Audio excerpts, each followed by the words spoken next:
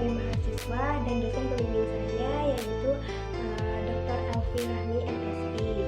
Nah, saya sebagai mahasiswa dari Teknik Kimia dari Institut IAIN Batu Sangkar. Nah, sekarang kita akan membahas materi tentang sistem periodik. Nah, pada sistem periodik ini tujuan pokok yang mau kita bahas yaitu yang pertama yaitu tentang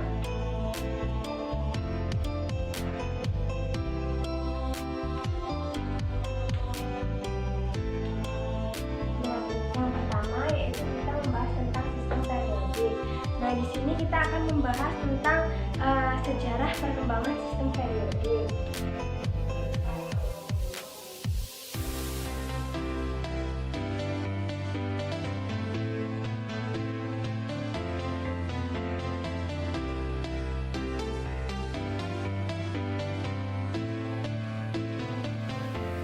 Di sini kita akan membahas sejarah perkembangan sistem periodik ini. Kita akan membahas tentang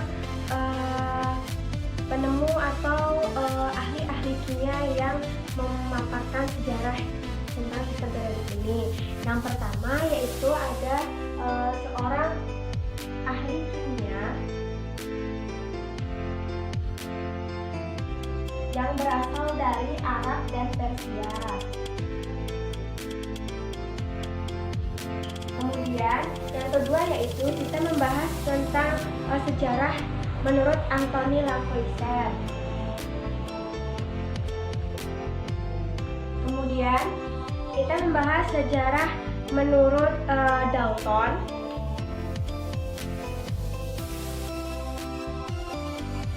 Kemudian kita membahas lagi tentang Berzelius. Nah, nanti ini di dalam Dalton nanti kita akan membahasnya.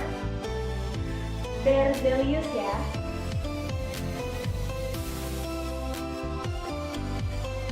Kemudian menurut Dobereiner.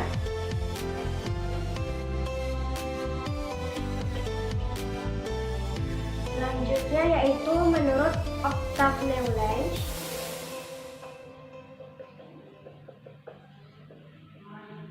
Jadi ini akan sama ini dengan Dobereiner, dia akan sekelompok. Nah, kemudian menurut Mendeleev.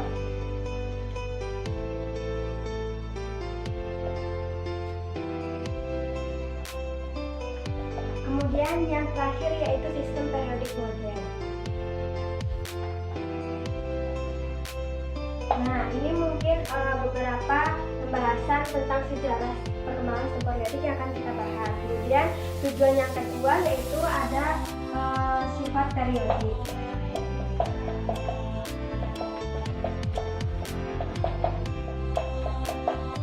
Nah, dari sifat periodik ini kita akan membahas tentang yang pertama yaitu jari-jari atom.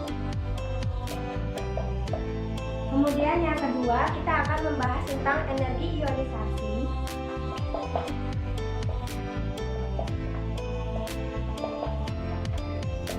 Kemudian yang ketiga kita akan membahas tentang afinitas elektron.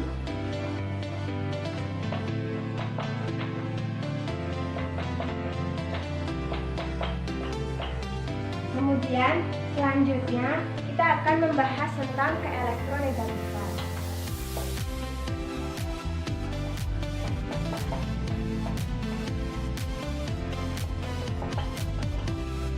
Nah, mungkin inilah materi-materi yang akan kita bahas ke bab selanjutnya.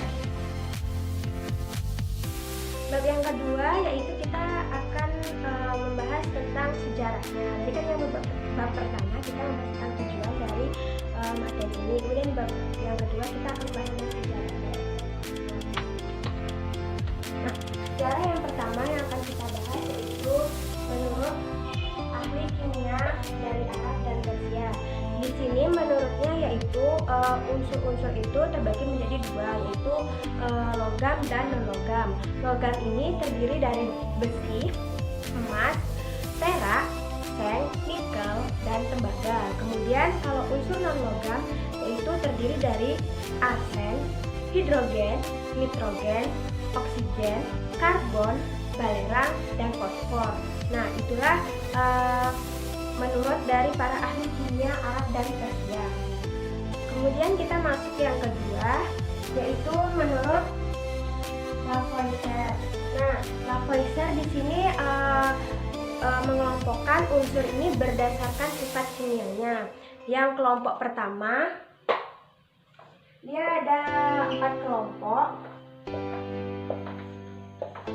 Nah, kelompok yang pertama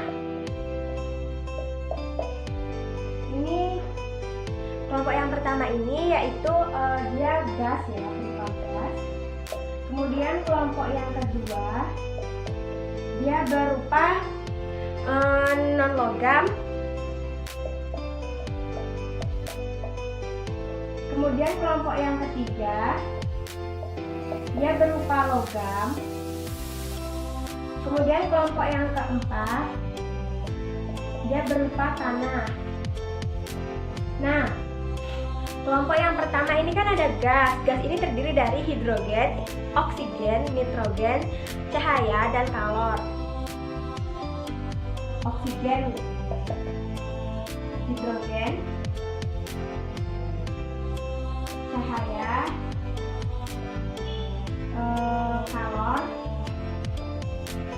dan nitrogen. Kemudian kelompok yang kedua yaitu ada kalium, fluor, klor, fosfor, dan sulfur.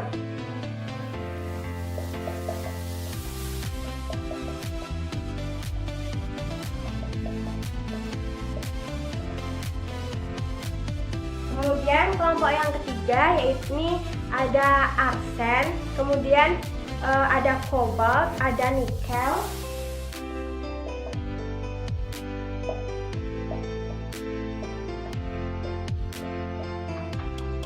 Nah, kemudian kelompok yang keempat yakninya ada aluminium, ada kapur, ada silika.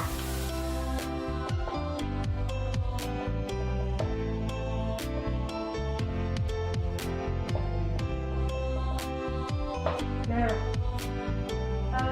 kelemahan dari teori ini yaitu dia pengelompokan unsur ini masih belum spesifik. Kemudian yang golongan 4 ini atau kelompok 4 ini, yang tanah ini, dia bukan merupakan unsur, namun ini merupakan kelompok dari senyawa. Nah, kelebihan dari teori ini yaitu menjadi referensi pengelompokan unsur berdasarkan sifat kimianya. Kemudian yang ketiga, di sini ada menurut Dalton. Nah, menurut Dalton ini dia mengelompokkan unsur ini berdasarkan kenaikan massa atom. Nah, massa atom didapat dari perbandingan antara massa atom unsur dan massa atom hidrogen. Kemudian kelemahan dari teori ini yaitu masih terdapat massa atom yang tidak stabil, misalnya oksigen. Kemudian kelebihan dari massa atom ini yaitu mendorong penelitian terhadap massa atom. Kemudian selanjutnya pada tahun 1828 Berzelius berhasil melakukan perhitungan dan mempublikasikan daftar massa atom unsur-unsur yang lebih akurat. Selanjutnya yaitu ada menurut Dobereiner. Nah, Dobereiner di sini mengelompokkan unsur itu berdasarkan kemiripan sifatnya. Jadi setiap kelompok itu terdiri atas 3 unsur yang dikenal dengan triade.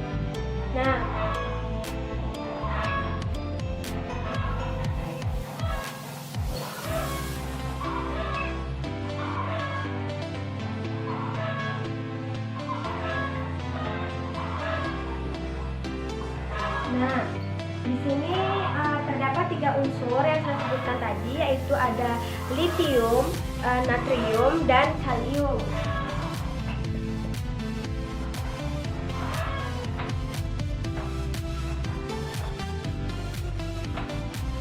Nah, kalau lithium ini massa atomnya yaitu 6,94. Kemudian kalau natrium massa atomnya yaitu 22,99.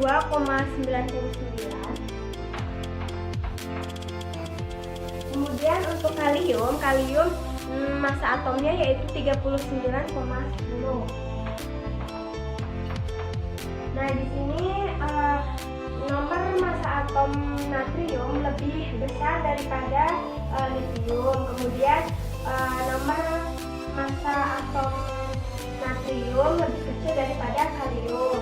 Nah, kelemahan dari teori ini yaitu masih terdapat unsur lain yang tidak masuk ke dalam triade ini. Padahal unsur lain itu memiliki kemiripan sifat.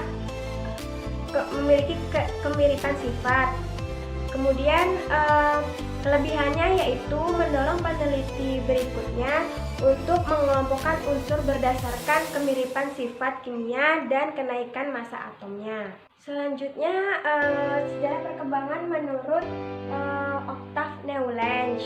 Nah, di sini Octave mengelompokkan unsur ini berdasarkan kenaikan massa atom dan terjadi pengelompokan sifat setiap unsur yang ke-8 sehingga disebut dengan hukum Octave. Kemudian kelemahan dari teori Octave ini yaitu masih ditemukannya beberapa oktav yang isinya lebih dari 8 unsur. Kemudian kelebihan dari teori ini yaitu pengelompokan unsur berdasarkan massa atom relatif. Kemudian kenaikan massa atom relatif dari data Berzelius ini tadi ya.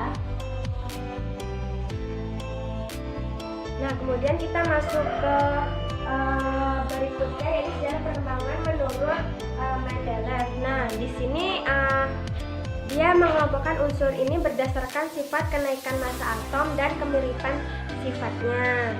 Nah, seperti ini. Saya ada contoh dari perkembangan Mendeleev seperti ini. Nah, kelemahan dari teori ini yaitu dia tidak dapat memprediksi letak gas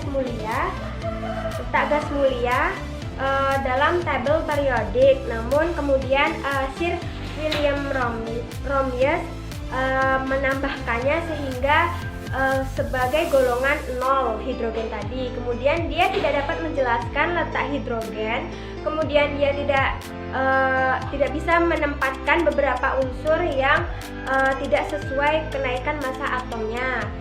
Tapi kelebihan dari teori ini yaitu beberapa tempat dikosongkan seperti ini. Beberapa tempat sengaja dikosongkan dengan keyakinan masih ada unsur yang belum ditemukan saat itu. Nah, untuk lebih jelasnya, yang mendatar ini disebut dengan golongan, kemudian yang berdiri atau seperti vertikal ini disebut periode. Kemudian kita lanjut, yakninya menurut sistem periodik modern. Nah, di sistem periodik modern di sini saya ada tabel susunan berkala seperti ini. Nah, kan tadi di sejarah sebelumnya yaitu menurut Mendeleev yang sejajar seperti yang mendatar seperti ini disebut dengan periode. Kemudian yang di sini dia disebut dengan golongan. Nah, di sini juga ada blok-bloknya ya. Ada menurut golongan. Di sini ada golongan A terbagi menjadi 2 yaitu golongan A dan golongan B. Nah, golongan ini yang kotak yang pertama ini termasuk golongan A.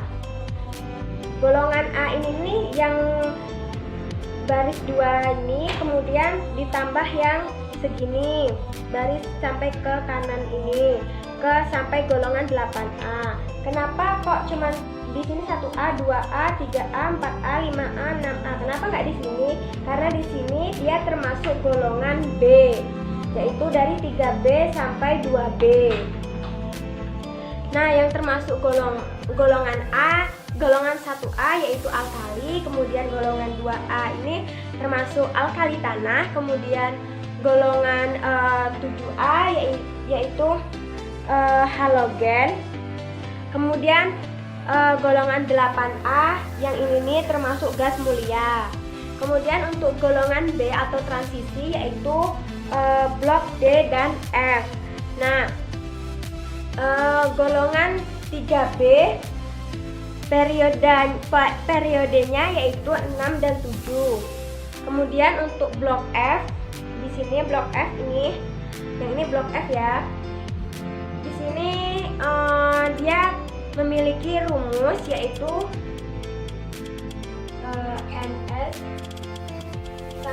NS2 sama dengan N dikurang 2 FF. Nah, inilah rumus dari blok yang F. Cara menentukan periode dan golongan.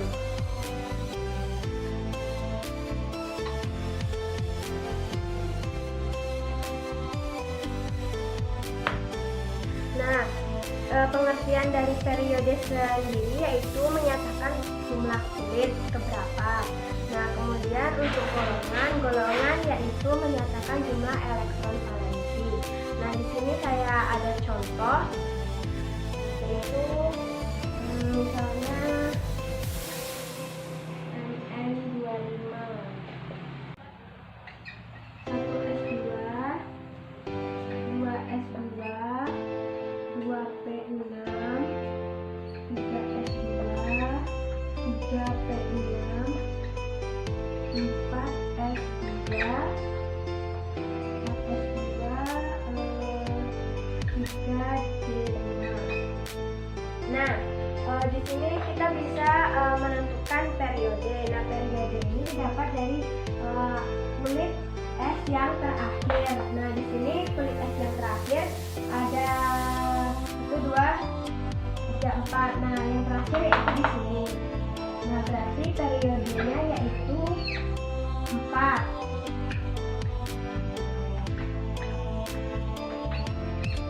Kemudian golongannya, karena dia berakhir di D, maka kita menggunakan rumus tadi. Cara menentukan periode, karena dia D, maka dia termasuk golongan yang D. Kita tambahkan saja 5 ditambah 2, maka dia termasuk golongan 7D. Nah, begitulah cara untuk menentukan periode dan golongan. Sekarang kan kita sudah selesai dengan ini, maka kita masuk ke yang kedua.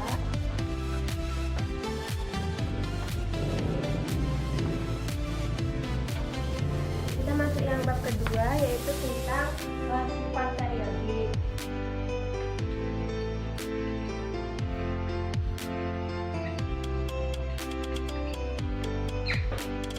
Yang pertama, kita akan membahas tentang energi ionisasi. Nah, yang pertama kita akan membahas tentang energi ionisasi.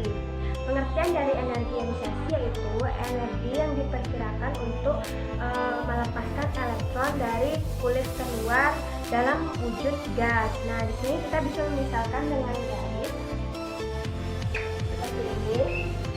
Nah, jika garis ini ibaratnya ini dilambangkan dengan periode dan ini dilambangkan dengan golongan.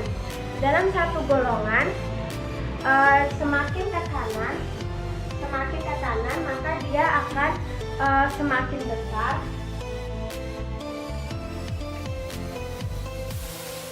Semakin besar untuk melepaskan elektron. Maksudnya semakin besar artinya yaitu dia sulit melepaskan elektron. Kemudian dalam satu golongan dia akan semakin kecil. Nah, semakin kecil ini dia mudah untuk melepaskan elektron. Nah, kemudian kita masuk ke materi yang kedua, yaitu tentang afinitas.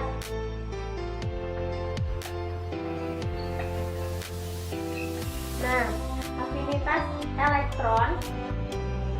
Afinitas elektron artinya yaitu energi yang dihasilkan atau dilepaskan untuk menerima elektron. Nah, di sini kita juga menggunakan garis seperti ini. Nah, ini sifatnya sama ya. Kalau dalam satu periode dia semakin besar,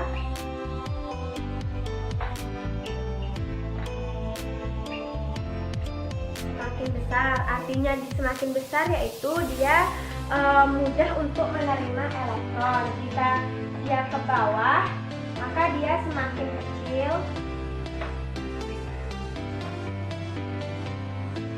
Artinya sulit untuk menerima elektron. Nah, semakin ke kanan dalam satu periode, maka dia akan mudah untuk menerima elektron. Namun jika semakin ke bawah atau dalam satu golongan semakin ke bawah, semakin kecil, maka dia sulit untuk menerima elektron. Kemudian yang ketiga yaitu kita akan membahas tentang keelektronegatifan.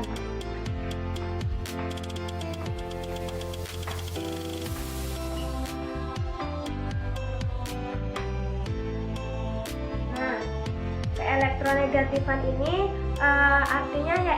artinya adalah kemampuan suatu dalam menarik elektron ketika berikatan. Nah, di sini sama seperti yang sebelumnya, kita menggunakan garis juga. Yang ini disebut periode.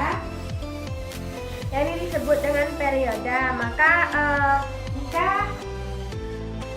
semakin ke kanan dalam satu periode, maka semakin besar.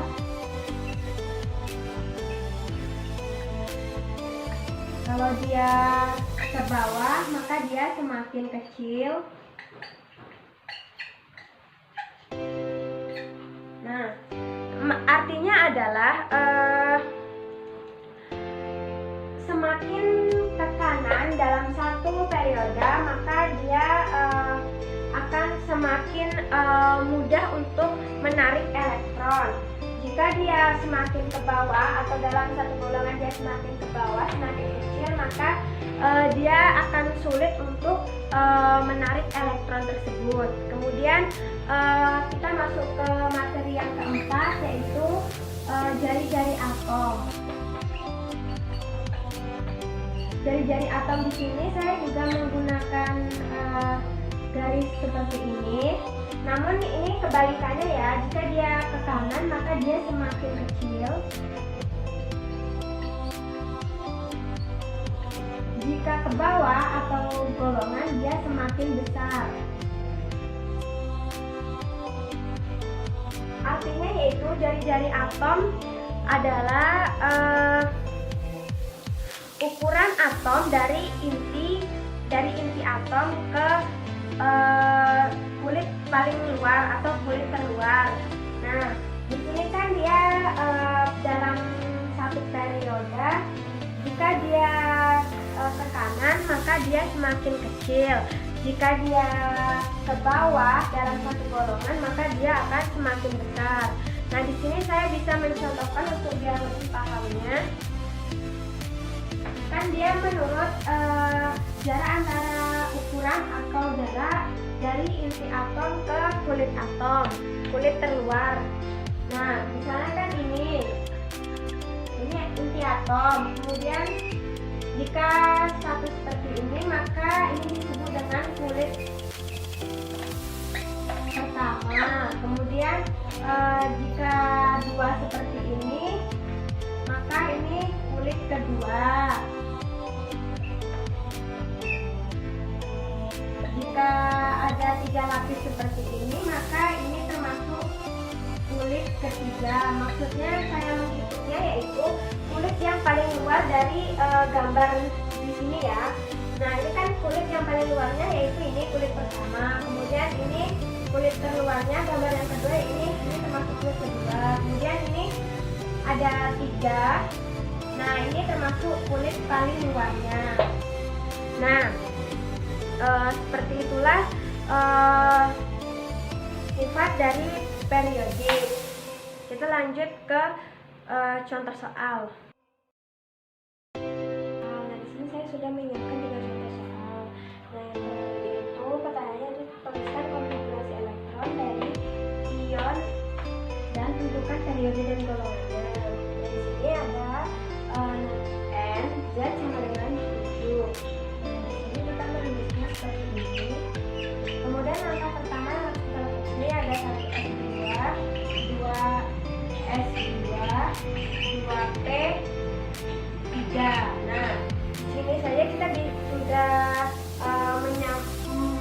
mencapai yang N sama dengan 7. Kalau nggak bisa, kita hitung sama ya. Di sini kita hitung yaitu nomor aktif itu 2 ditambah 2, 4 ditambah 3, 7. Nah, di sini kita akan menentukan periode dan golongan. Periode didapat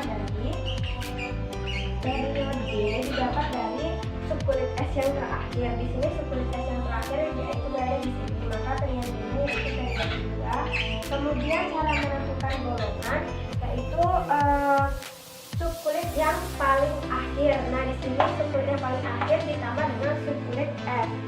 Nah, subkulitnya yaitu P. Karena P ini termasuk golongan A, maka dia cara mencari golongannya yaitu ditambahkan dengan subkulit S yang terakhir. Di sini ada 3 dan 2, maka dia termasuk golongan 5A. Kemudian kita masuk ke soal yang kedua, yaitu ada S2- Z sama dengan 16. Nah, kita bisa menulisnya yaitu S2-. Maksudnya 2- ini dia menerima 2 elektron ya. 16. Nah, keadaan semulanya yaitu langkah pertama yang harus kita kerjakan. Keadaan semulanya yaitu 1S2, 2S2, 2P6, 3S2, 2, 3P berapa nih? 16. Ini 10 plus 12 berarti kurang 4. Nah,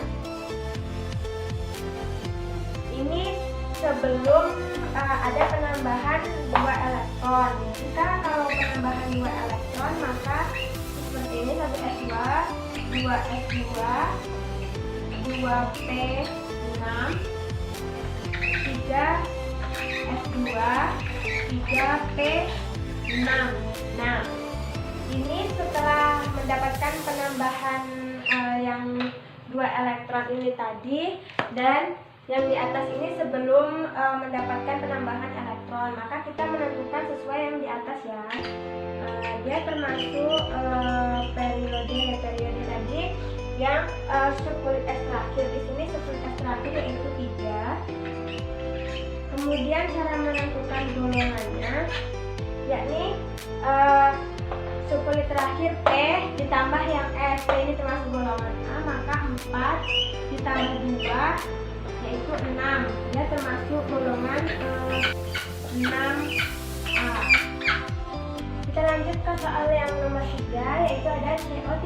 Nah, 3+ di sini artinya dia melepaskan 3 elektron positif. Nah, di sini kita menulisnya dengan CO3+, 27.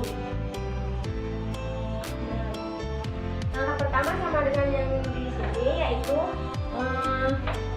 1S2, 2S2, 2P6, 3S2, 3P6,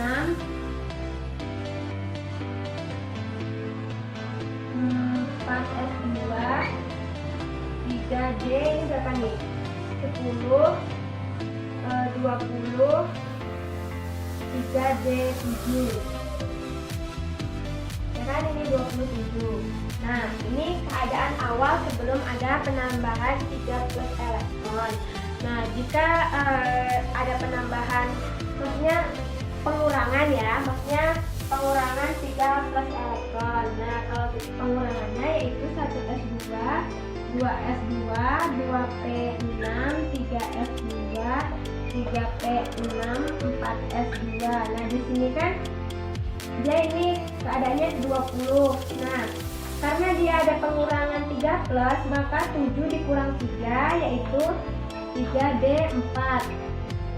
Karena D ini dia stabilnya yaitu setengah dari 10, maka S-nya ini menyumbangkan 1 elektron ke D, jadi 4s1 dan 3D5. Dan kita pakai untuk menentukan periode, itu yang ini ya. Nah, periodenya itu subkulit S yang terakhir. Di sini subkulit periodenya 4, maka golongannya dengan 8B karena jumlahnya lebih dari 8. Jadi masuk golongan 8B. Nah, sekarang kita masuk ke contoh soal yang selanjutnya, yaitu tentukan konfigurasi elektron dari unsur yang terletak pada periode 3 golongan 7A. Nah, di sini kita bisa menggunakan rumus yang subkulit terakhirnya yaitu NS2 dan NPS. Nah, karena di sini dia diketahui 7A, berarti NS2 maksudnya yang subkulit terakhirnya yaitu 3S2, kemudian 3P 7 dikurang 2 berarti 5. Nah, disinilah 5 tambah 2 maka mendapatkan golongan 7A. Kita bisa menulis konfigurasi elektron sampai subkulit terakhirnya ini ya. 1S2, 2S2, 2P6, 3S2, 3P5. Nah, maka diketahui di sini kan ini sesuai ya 3S2 dan 3P5, maka diketahui jumlah dari massa atom ini yaitu ada 10, ada 17 ya, berarti di sini ada 17. Kemudian kita masuk ke soal yang kedua yaitu periode 4 dan golongan 6B. Nah, di sini kita menggunakan rumus yang golongan B yaitu NS2, N kurang 1, DS. Nah, di sini diketahui yang subkulit terakhirnya yaitu 4S2 dan 3D4. Nah, kita harus mencarinya. Kita untuk mengetahui berapakah nomor atom ini atau jumlah massa atomnya, itu kita menggunakan konfigurasi elektron yaitu 1S2, 2S2, 2P6, 3S2, 3P6, 4S2 dan 3D4. Nah, sama kan? Nah, berarti kita bisa mengetahui jumlah massanya yaitu 10, 20, 24. Nah, berarti di sini ada 24. Kemudian kita masuk ke soal yang ketiga yaitu menentukan periode 4 dan golongan 4A. Nah, kita bisa menggunakan rumus sama seperti yang awal ini tadi, yang nomor 4 tadi yaitu NS2, NPX. Maka kita bisa mengetahui yang subkulit terakhirnya yaitu 4S2 dan 4P2. Nah, kenapa kok NP-nya 2? Karena dia termasuk golongan 4. Maksudnya S dan P-nya ini 4. Nah, kita bisa menuliskan konfigurasi elektronnya. 1S2, 2S2, 2P6, 3S2, 3P6, 4S2, 3D10, kemudian 4P2. Maka kita bisa mengetahui jumlahnya yaitu ada 10, 20, 32. Maka di sini terdapat 32. Nah, mungkin seperti inilah penjelasan dari saya. Kesimpulan yang dapat kita tarik dari pembahasan kali ini yaitu yaitu kita bisa mengetahui sejarah dari sistem periodik ini menurut beberapa para ahli. Kemudian kita bisa mengetahui sifat dari periodik ini. Tadi ada energi ionisasi, afinitas elektron, keelektronegatifan, dan jari-jari atom. Nah, mungkin hanya itulah yang dapat saya sampaikan. Semoga apa yang saya sampaikan ini bermanfaat dan semoga bisa memahaminya dengan baik. Saya Siti Nurwahyunisi mohon undur diri. Jangan lupa like, comment, and subscribe ya. Terima kasih sudah menonton sampai akhir. Wassalamualaikum warahmatullahi wabarakatuh.